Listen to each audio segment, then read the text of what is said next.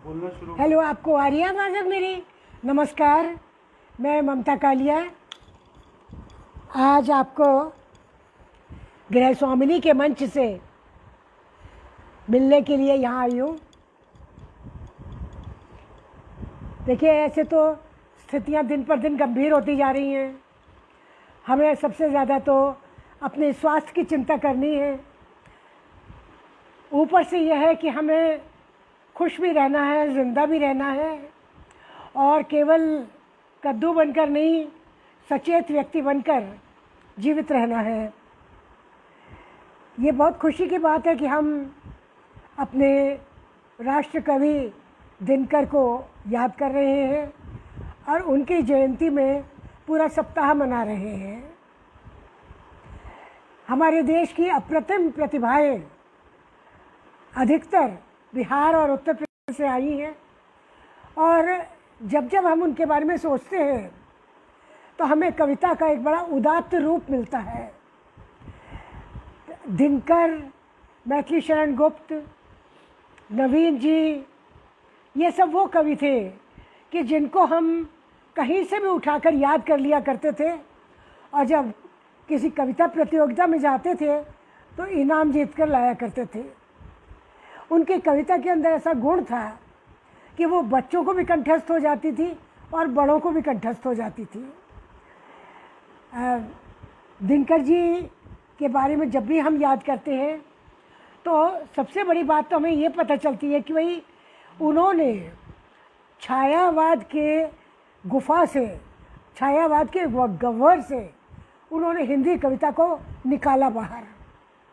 और उन्होंने सबसे बड़े काम जो किया वो ये कि कविता के अंदर उन्होंने कथा सुनानी शुरू की। कभी वो उर्वशी और पुरूरवा की कथा ले लेते हैं और उसको वो एक नाट्य रूप दे देते हैं। तो वो क्या होता है कि हमें उस कथा को समझने में रस आने लगता है। और कभी वो ये करते हैं कि कोई राष्ट्रीय भावना की, बहुत ही सचेत राष्ट्रीय भावना की कोई बात ले लेते हैं और हमें पूरी कविता उनकी कंठस्थ हो जाती है। और देखिए, आज फिर एक बार देश के सामने ये संकट है कि वो राष्ट्रवाद को किस तरह से पुनर्परिभाषित करे, क्योंकि राष्ट्रवाद जैसा दिनकर ने दिखाया, सबसे बड़ी बात है कि उनके राष्ट्रवाद कोई भी सांप्रदायिकता की बू नहीं थी। वो एक गैर सांप्रदायिक और धर्मनिरपेक्ष राष्ट्रवाद था उनका। उन्होंने अपनी कविता में ललकार और हुंकार, दो चीज़ें उन्होंने भरी। हुंकार नाम का उनका एक काव्य संग्रह भी है। तो आप ये देखिए कि उन्होंने किस ज़माने में लिखना शुरू किया और किस तरह से उन्होंने भाषा शैली में लय डाली, शब्द में उन्होंने चिंतन डाला और उन्होंने सबसे ज़्यादा अपने कवि रूप को संवारा देशभक्ति के साथ साथ। आप ये सोचिए, 26 जनवरी 1950 को लेकर उनकी जो सबसे विख्यात कविता है, आप और हम सभी जानते हैं उसके बारे में, जनतंत्र का जन्म, ये उन्होंने 26 जनवरी 1950 के लिए संबोधित की। आप सब जानते हैं 26 जनवरी 1950 क्यों महत्वपूर्ण दिन था। उस दिन हमारे संविधान की स्थापना हुई। उस दिन हम लोगों को महसूस हुआ और हम लोग को पता चला कि हम गणतंत्र बन गए हैं। तो उन्होंने उस दिन, समझिए, ऐसी कविता लिखी जो न केवल जाने वाले अंग्रेज़ों के लिए थी, वो साथ ही साथ देश में जो राज कर रहे हैं उनके लिए भी एक किस्म का घोष था, उद्घोष था कि आप होश में रहिए। क्यों? उन्होंने यही लिखा था ना, सिंहासन खाली करो कि जनता आती है। कितनी बड़ी बात है। सदियों की ठंडी बुझी राख गुनगुना उठी, सुगबुगा उठी, मिट्टी सोने का ताज पहन इठलाती है। दो राह समय के रथ का घर घर नाद सुनो, सिंहासन खाली करो कि जनता आती है।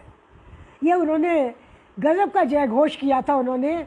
और उनका ताल्लुक इससे यही था कि लगातार जो भी समाज के रक्षक हैं, जो भी जीत कर आए हैं, जो लोकतंत्र के रखवाले हैं, वो इस बात का ध्यान रखें कि वे केवल रखवाले हैं और असली राज करने वाले तो जन जन है। तो उन्होंने इसलिए कहा सिंहासन खाली करो कि जनता आती है। अर्चना, सुधा, खुशबू, अमृता, शशि सिन्हा, आप सबको नमस्कार। बहुत अच्छा है कि हम कम से कम यहाँ तो मिल रहे हैं, क्योंकि धीरे धीरे मिलने की जगह कम होती जा रही है। ईश्वर करे ये कोरोना जल्दी खत्म हो तो हम लोग साक्षात में मिल सके। उन्होंने कहा जनता, हाँ मिट्टी की अबोध मूर्तें वही, जाड़े पाले की कसक सदा सहने वाली, जब अंग अंग में लगे सांप हो चूस रहे, तब भी न कभी मुंह खोल दर्द कहने वाली। अब वो बता रहे कि वो एक समय जनता थी, लेकिन ये ना सोचो कि जनता हमेशा चुप रहेगी। जनता वो है जो बहुत जल्द दिखा देती है कि उसकी ताकत क्या है। ये बात उन्होंने उस समय कही जिस समय नया नया लोकतंत्र था हमारा, और नया नया समझिए कि गणतंत्र बने थे हम। लेकिन उन्होंने एक तरह की चेतावनी हमारे सामने फेंकी। उन्होंने ये बताया कि हमारे लिए ये बहुत ज़रूरी है कि हम जनता की बात हमेशा सर्वोपरि रखें। और देखिए उनकी रेंज कितनी बड़ी थी। वो एक तरफ 1952 में रश्मि रथी लिखते हैं और एक तरफ वो 1961 में उर्वशी लिख देते हैं। अब उर्वशी जो है वो अपने आप में इतना सुंदर नाट्य रूपक है कि हम उसे कभी प्रेम के लिए पढ़ते हैं और कभी उसे अध्यात्म के लिए पढ़ते हैं। बिल्कुल जो ओशो जो कहते थे, बाद में ओशो की किताब थी जो संभोग से समाधि तक, वो पूरा का पूरा चरितार्थ हुआ है बिना किसी अश्लीलता के उर्वशी में। और उर्वशी के जितने भी खंड हैं, जितने उसके अलग अलग हिस्से हैं, वो सारे मिलकर आपको ये बताते हैं कि उन्होंने काम और अध्यात्म दोनों के द्वंद्व की गाथा कही है। उर्वशी और पुरूरवा में उन्होंने इसको चरितार्थ कर दिया है। उन्होंने ये बात मुझे बहुत अच्छी लगती है, मुझे बहुत इंस्पायर करती है। और उनकी एक किताब थी नए सुभाषित, मैं जब बीए में पढ़ती थी तब मैंने पढ़ी थी वो, मुझे अभी तक याद है उसकी 2 लाइनें। उसमें लिखा था उन्होंने अभिनेता उन्होंने लिखा था अभिनेता का सुयश शाम की लाली है, चमक घड़ी भर फिर गहरी अंधियाली है। आज हम देखते हैं हमारे सामने जो कल तक हीरो थे आज एकदम ज़ीरो बन गए हैं। तब उनकी लाइनें मुझे बार बार याद आती हैं कि अभिनेता का सुयश सूर्यास्त की लाली होता है। प्रेम शंकर जी नमस्कार करती हूँ आपको। रानी सुमिता, बहुत अच्छा लगा आप आए। तो उनके अंदर ये सारी बातें थी और उन्होंने उर्वशी के रूप में हमें एक अविस्मरणीय चरित्र दिया। उर्वशी यूँ तो मिथक में आती हैं, लगातार आती है मिथक में, लेकिन उनके बारे में हम लगातार कयास लगाते रहते हैं। उर्वशी की जो दिनकर की उर्वशी है वो हमारे सामने साक्षात चलती फिरती नज़र आती है हमें, और वो ऐसी स्त्री के रूप में नज़र आती है जो पुरूरवा से प्रेम भी करती हैं और पुरूरवा को प्रश्नांकित भी करते हैं। और अंत में वो कहती हैं तुम पंथ जोते रहो, अचानक किसी रात में आऊँगी, अधरों में अपनी अधरों की मदिराऊं डेल, मैं तुम्हें वक्ष से लगा युगों की संचित तपन मिटाऊंगी। ये उर्वशी कहती है पुरूरवा से। और इसी तरह से यहाँ पर पुरूरवा का जो कथन आता है वो भी अपने आप में अद्भुत कथन है पुरूरवा का जो आता है, वो सृष्टि का जो पेय है वो रक्त का भोजन नहीं है, रूप की आराधना का मार्ग। वो थोड़ी बहुत, अच्छा इसमें कितनी गजब की ऐन्द्रिकता उन्होंने डाली है उनके शब्दों में। जहाँ जहाँ प्रेम है वहाँ वहाँ ऐन्द्रिकता भी है। एक जगह वहाँ पुरूरवा कहते हैं किंतु जगकर देखना है, कामनाएं वर्तिका सी जल रही हैं, जिस तरह पहले पिपासा से विकल थी, प्यास से आकुल अभी भी जल रही है। तो ये अद्भुत पंक्तियाँ हैं और उर्वशी महाकाव्य या नाट्य काव्य हमारे सामने एकदम सजीव हो जाता है। इसीलिए उनको जिस समय भारतीय ज्ञानपीठ के सम्मान से सम्मानित किया गया, उस समय जाहिर है कि दिनकर जी को बार बार स्मरण आ रहा था उन दिनों का जब उन्होंने उर्वशी लिखी थी। दिनकर ने छायावाद की अस्पष्ट और वायवी विषय वस्तु और विधानों वाली काव्य परंपरा से अलग आधुनिक हिंदी कविता को एक ऐसी ओजस्वी रिजु भाषा शैली दी जो पुनरुत्थानवादी राष्ट्रीयता की अदम्य प्रेरणाओं को अभिव्यक्त करने में समर्थ थी। ये बात उनके अंदर चलती रही और उनके सारे काव्य में ये आती है। उनकी कितनी प्रसिद्ध पंक्तियाँ यहाँ आ जाती हैं। मैं तुम्हारे बाण का बीधा हुआ खग, वक्ष पर सर धर शीश मरना चाहता हूँ, मैं तुम्हारे हाथ का लीला कमल हूँ, प्राण के सर में उतरना चाहता हूँ। सर मतलब सरोवर। मैं तुम्हारे रक्त के कण में समाकर प्रार्थना के गीत गाना चाहता हूँ। तो दिनकर को लगातार जब हम याद करते हैं तब यही आता है। और दिनकर जी का ऐसा नहीं है कि वो केवल प्रेम के गीत गाते रहे। उनके जीवन में वेदनाएं थी। उनका युवा पुत्र काल कवलित हुआ, मृत्यु को प्राप्त हुआ। तब उन्होंने लिखा था कि हृदय छोटा हो तो शोक उसमें नहीं समाएगा और दर्द दस्तक दिए बिना लौट जाएगा। टीस उससे उठती है जिसका भाग्य खुलता है। उन्होंने कहा वेदना गोद में उठाकर सबको निहाल नहीं करती, जिसका पुण्य प्रबल होता है वही अपने आंसुओं से घुलता है।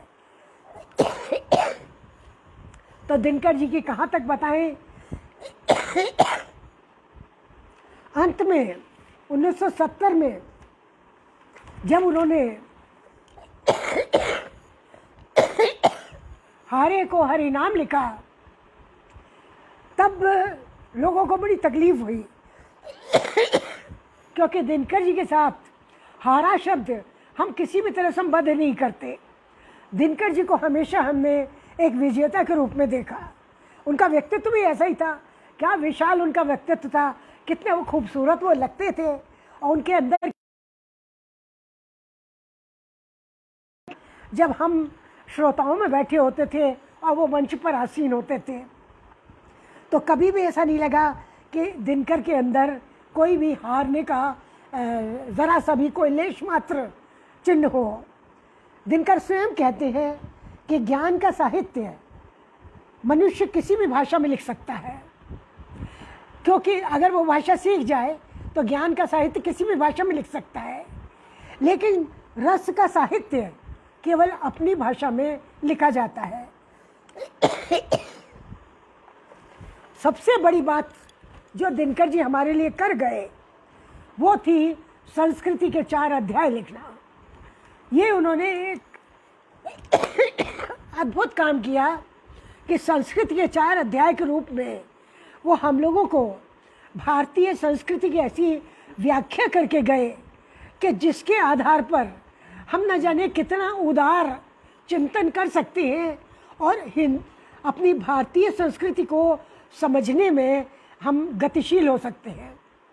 क्योंकि आज संस्कृति को हम बड़े संकीर्ण अर्थ में ले रहे हैं, जो कि बिल्कुल गलत है। संस्कृति हमारी 4 तरीके से, 4 चरणों में विकसित हुई है। उन्होंने बताया है